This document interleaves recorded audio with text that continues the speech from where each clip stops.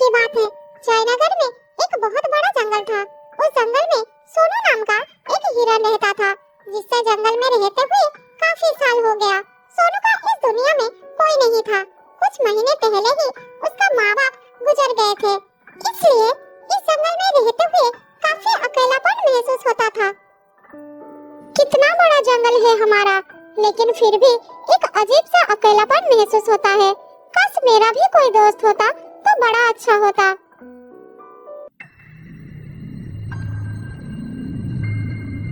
उस समय एक भेड़िया और शेर वहाँ से गुजर रहे थे।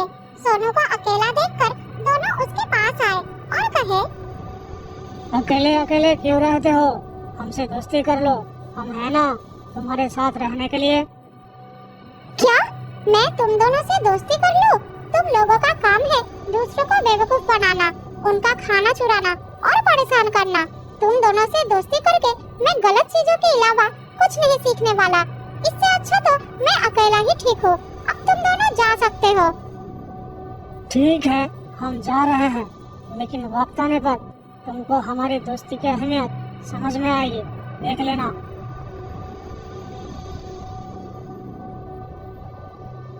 ये कहकर वो दोनों वहाँ से चले जाते हैं। उन दोनों के चले जाने के बाद हिरन कुछ देर बाहर बैठा रहा। फिर धीरे धीरे शाम हो गई।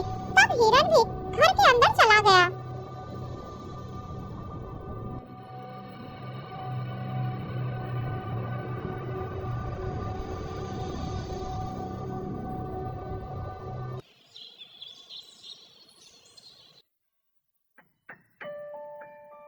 अगले दिन सुबह जब हिरन अपने घर के बाहर बैठा था, तब हिरन ने देखा एक छोटा सा हाथी जो उसी की उम्र का था।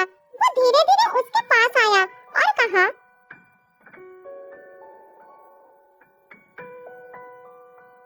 कैसे हो प्यारे हिरन? मेरा नाम जम्बू है।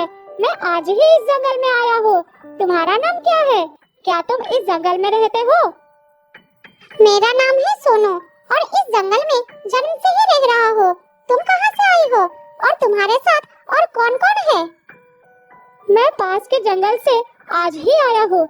मेरा इस दुनिया में कोई नहीं है। क्या तुम यहाँ अकेले रहते हो? हाँ, मैं अकेला रहता हूँ। मेरा भी इस दुनिया में कोई नहीं है। दोस्त सोनू, क्या यहाँ कोई ऐसी जगह है जहाँ मैं अपना घर बनाकर रह सकूं? मुझे ये जंगल बहुत पसंद आ गया है दोस्त। हाँ दोस्त, इस जंगल में ऐसी बहुत सी जगह है। आओ मेरे साथ।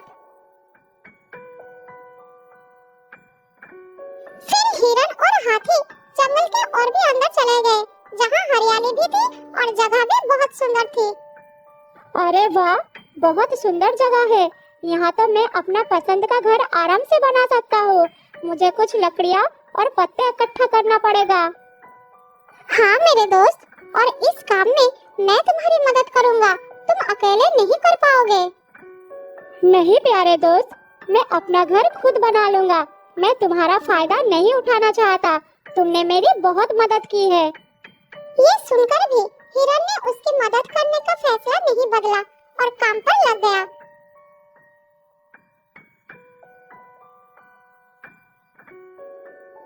दोनों ने मिलकर जंगल से अच्छी लकड़ियाँ, पत्ते इकट्ठा किए। दोनों ने मिलकर 2 दिन के अंदर ही एक झोपड़ी जैसा घर बना डाले। वाह, कितना खूबसूरत घर बना है।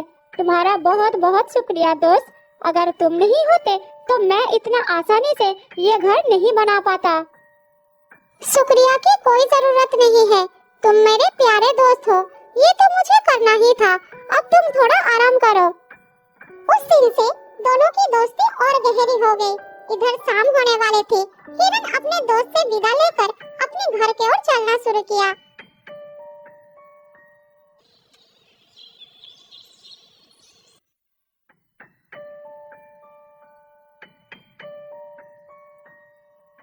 हिरन रोज हाथी के घर आता और दोनों सारा दिन साथ ही रहते थे। एक साथ खाते थे और मजा भी करते थे। फिर शाम होने से पहले हिरन अपना घर लौट आता था।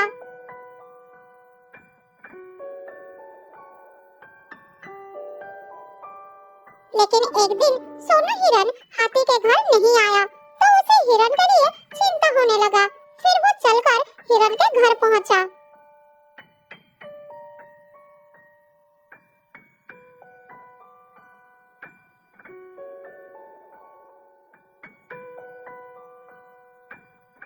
अरे क्या हुआ दोस्त, तुम आज मेरे घर क्यों नहीं आए? तुम्हें ना देखकर मैं बहुत परेशान हो गया, इसलिए मैं इधर चला आया। दोस्त, मेरा तबीयत खराब है, पूरे शरीर में बहुत दर्द हो रहा है, मैं ठीक से खड़ा भी नहीं हो पा रहा हूँ, तेज बुखार भी है, इसलिए मैं नहीं गया दोस्त। प्यारे दोस्त, तुम्हें तो बहुत बुखार है, लेकिन ये सब अचानक कैसे हो गया? ये कहकर हाथी ने थोड़ी देर कुछ सोचा और बोला, दोस्त मैं अभी आता हूँ, तुम बिल्कुल चिंता मत करना, तुम ठीक हो जाओगे। ये कहकर हाथी वहाँ से चला गया और सोनू हिरन उसका इंतजार करने लगा। लेकिन कई घंटे गुजरने के बाद भी हाथी नहीं लौटा। हिरन निराश होकर बैठा रहा। थोड़ी देर बाद वही भेड़िया और सियार उसके पास आए और कहने लगे, सोनू हिरन, तुम्हारी तबीयत का पता चला तो हमें बहुत दुख हुआ। ये देखो, हम तुम्हारे लिए खाना लाए हैं। उन्होंने कुछ फल हिरन के सामने रख दिए, फिर उसको खाने के लिए कहे, तुम लोगों का बहुत बहुत शुक्रिया, मुझे बहुत भूख लगी थी। अरे हिरन भाई, तुम्हारी तबीयत खराब है और इस समय तुम्हारा वो जिगरी दोस्त कहाँ है जो हमेशा तुमसे चिपका रहता था? पता नहीं कहाँ गया है, सुबह एक बार आया था, उसके बाद लौटा नहीं। उसने सोचा होगा कि तुम्हारी बीमारी में सेवा करनी पड़ेगी, इससे अच्छा भाग जाता हो, इसलिए वो गायब हो गया। अच्छा दोस्ती निभाया उसने। नहीं नहीं, ऐसा नहीं हो सकता, वो मेरा बहुत अच्छा दोस्त है। ऐसा ही हुआ है, हमने कहा था ना कि वक्त आने पर तुमको हमारी दोस्ती की अहमियत समझ में आएगी, यही वो समय है। उसकी बात सुनकर सोनू हिरन को बहुत दुख हुआ, फिर वो वहाँ से चले गए।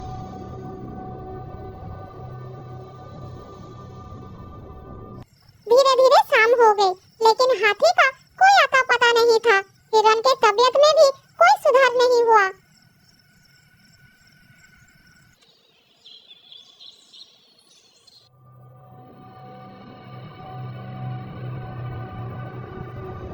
अगली सुबह फिर से वो दोनों हिरन के घर पर आए। आज भी दोनों ने हिरन के लिए कुछ फल लेकर आए थे।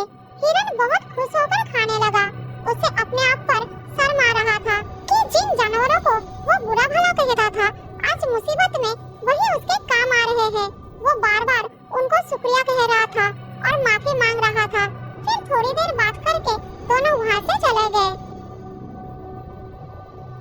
अब बहुत हो गया, कब तक इसकी नौकरी करते रहेंगे? अब अपने योजना को अंजाम देने का समय आ गया है, नहीं तो बहुत देर हो जाएगा। हाँ, तुमने ठीक ही कहा। अब हमें और समय नष्ट करना ठीक नहीं होगा। आज ही हमें कुछ निर्णय लेना होगा। चलो चलते हैं शेर सिंह के पास।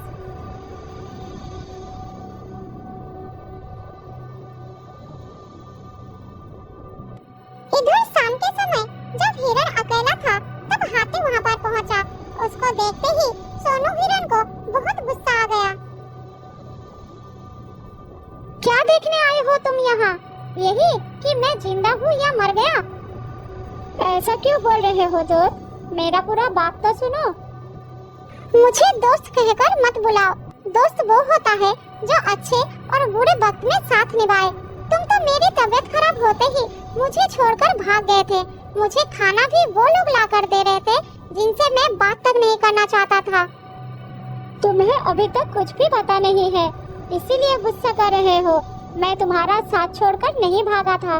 मुझे पता चल चुका था कि तुम्हें डेंगू बुखार हो गया है और तुम्हारे पास सिर्फ 3 दिन थे। मैंने मेरे घर में इसकी दवाई रखी थी, लेकिन मैं जब घर पहुंचा तो वह दवा ना जाने कहाँ गायब हो गई। मेरे पास समय कम था, तुमको बताने वापस यहाँ आता तो और देर हो जाती, इसलिए मैं पुराने जंगल गया था। वहाँ से तुम्हारे लिए 2 दिन का सफर करके ये जड़ी बूटी लाया हूँ। इसे खा लो दोस्त, वरना सुबह तक तुम्हारा बुखार नहीं उतरा तो मैं मेरा सबसे अच्छा दोस्त खो दूंगा। ये सुनकर सोनू हिरन के आंखों से आंसू निकल आए। उसने तुरंत वो जड़ी बूटी खा ली। मुझे माफ कर दो दोस्त, ना जाने मैं कैसे तुम्हारे दोस्ती पर शक कर बैठा। यकीन मानो, तुमको वापस देखकर मुझे बहुत अच्छा लग रहा है। फिर दोनों ने बात करने लगे। इतने में सोनू को अच्छा महसूस होने लगा। फिर वो उठकर खड़ा हो गया। अरे देखो दोस्त, मैं तो बिल्कुल ठीक हो गया। तुम्हारा बहुत धन्यवाद दोस्त। दोनों घर के बाहर बात कर रहे थे, तभी वहाँ पर शेर सिंह को साथ लेकर वो दोनों आ गए।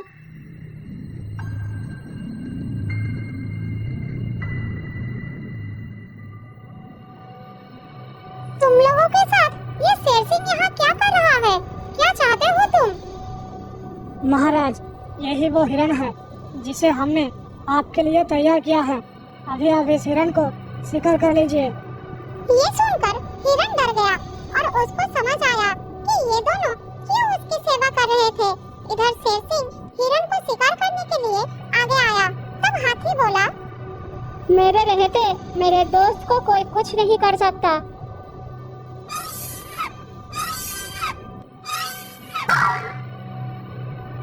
ये कहकर हाथी आगे आया और शेर सिंह को ऐसा टक्कर मारा कि शेर सिंह थोड़ी दूर जाकर गिरा और उसका कमर का हड्डी टूट गया। फिर वो उठ नहीं पाया। ये देखकर भेड़िया और सियार भागने लगे। उस दिन के बाद से सोनू हिरण और हाथी सुख शांति से उस जंगल में रहने लगे। बहुत साल पहले की बात है। एक जंगल में लीला नाम की एक बकरी रहती थी जो गर्भवती थी। उसका एक साथी बकरा जिसका नाम था राजा।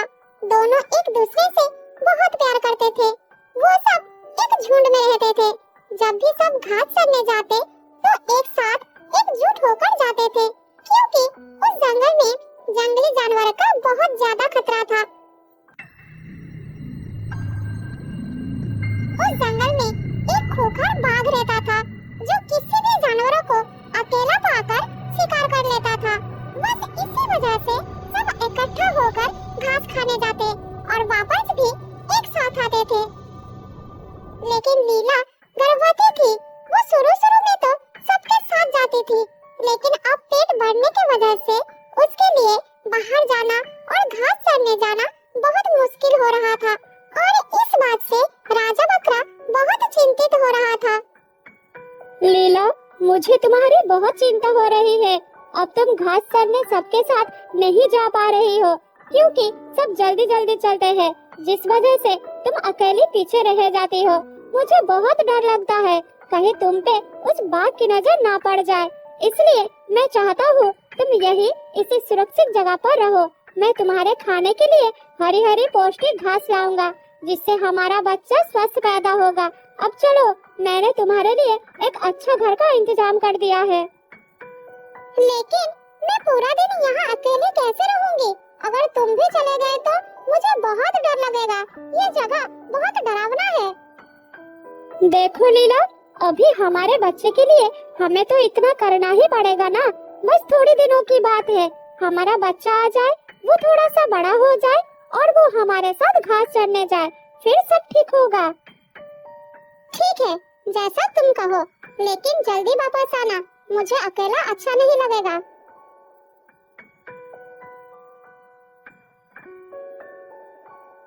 उस दिन के बाद से लीला को राजा ने एक सुरक्षित जगह पर रखने लगा, ताकि उस बाघ की नजर लीला पर ना पड़े और वो बाकी जानवरों के साथ दूर जाने लगा। सारे दिन जंगल में घूमकर अपना पेट भरने के बाद शाम के समय जब वो घर लौटता था, तब वो लीला के लिए भी हरी हरी घास लाता था। इसी तरह दिन बीतता गया।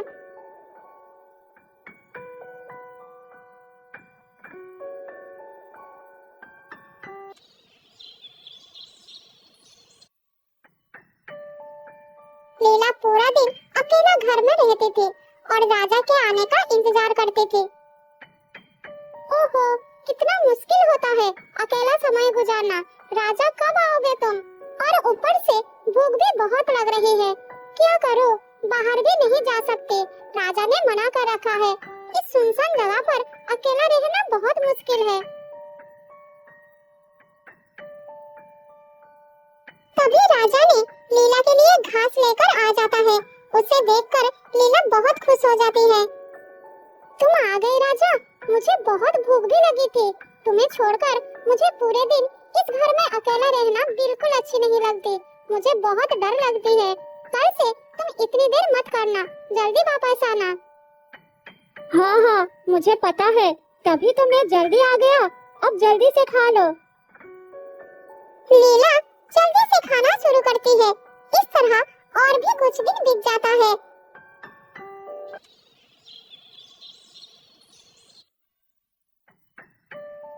एक दिन लीला ने एक छोटे से बच्चे का जन्म देती है, जिसका नाम दोनों मिलकर सोनू रखते हैं। राजा बकरा अपने बच्चे के लिए बहुत खुश था, इसलिए वो लीला और सोनू से कहता है, लीला, जब तक हमारा बच्चा थोड़ा बड़ा न हो जाए, तब तक तुम्हें यहाँ से बाहर नहीं जाने दूंगा।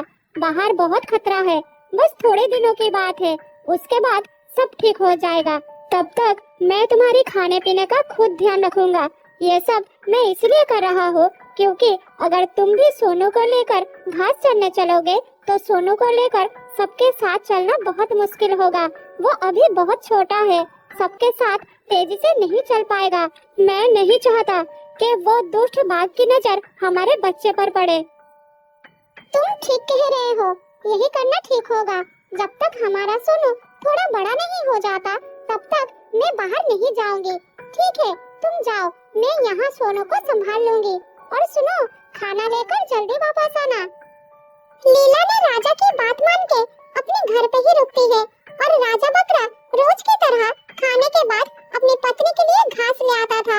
लीला अब पहले की तरह घर में अकेली नहीं रहती, उसके साथ उसका बच्चा भी था, इसलिए पूरा दिन बच्चे के साथ व्यस्त रहती थी, उसकी देखभाल करती थी और दूध पिलाती थी।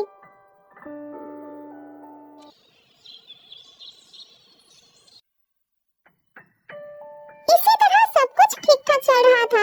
एक दिन सोनू अपने माँ से कहता है, माँ, सब बाहर जाते हैं, पिताजी भी बाहर जाते हैं, बस मैं और आप यही बंद क्यों रहता हो? मुझे भी बाहर जाने का मन करता है। चलो ना माँ, मुझे थोड़ा बाहर घूमना है। मैं बाहर का नजारा कभी नहीं देखा है माँ। हाँ बेटा, मन तो मेरा भी बहुत हो रहा है। काफी समय से मैं भी बाहर नहीं गई हूँ। पर तुम्हें पता है, इस जंगल में एक दुष्ट बाघ रहता है। वो हमें कोई नुकसान ना पहुँचाए, इसलिए तुम्हारे पिताजी ने मना कर रखा है। और तुम अभी बहुत छोटे हो ना बेटा, बड़ों के मुकाबले चल नहीं पाओगे। नहीं माँ, मुझे बाहर जाना है। मैं बहुत बहादुर हूँ, बिल्कुल अपने पापा की तरह। मुझे कुछ नहीं होगा, आप बस मुझे बाहर ले जाइए। बस माँ, एक बार पिताजी के आने से पहले हम लौट आएंगे, उन्हें कुछ पता नहीं चलेगा। सोनू माँ के साथ बाहर जाने की बहुत जिद करता है। लीला को मजबूर होकर सोनू को बाहर घुमाने ले जाने पड़ता है।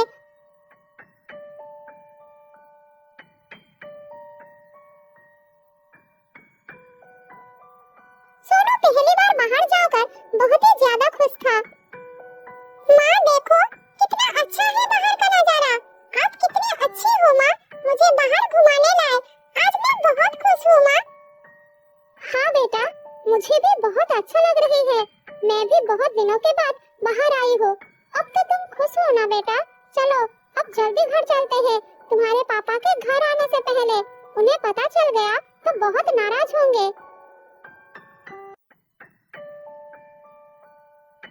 ये कहकर माँ बेटा घर की ओर चलना शुरू करने ही वाले थे, तभी रास्ते में वो खूंखार बाघ मिल जाता है। राजा ने इसी डर के कारण उन्हें बाहर जाना मना किया था। लीला और सोनू बहुत घबरा जाते हैं। लीला को अपनी जान की परवाह नहीं थी, बस उसे उस बात की चिंता थी कि अब अपने जिगर के टुकड़े को कैसे बचाया जाए, क्योंकि अब उसे पता था कि बाघ उसे छोड़ने वाला नहीं है। अब लीला को बस राजा के बात याद आ रही थी। उसने उसे बार-बार घर से बाहर ना जाने के लिए मना किया था। अब वो बहुत अफसोस कर रही थी कि उसे सोनू की जिद पर बाहर नहीं आना चाहिए था। उधर उसी समय राजा जब शाम को अपनी पत्नी और बच्चे के लिए खाना लेकर घर पहुंचता है, तब वो घर पर लीला और सोनू को देख नहीं पाता है। वो बहुत चिंतित हो जाता है। अरे ये क्या, घर में तो कोई नहीं है। आखिरकार कहाँ गए होंगे मेरे बीबी और बच्चे? हे भगवान, दोनों को रक्षा करना, दोनों ही मेरी जिंदगी है।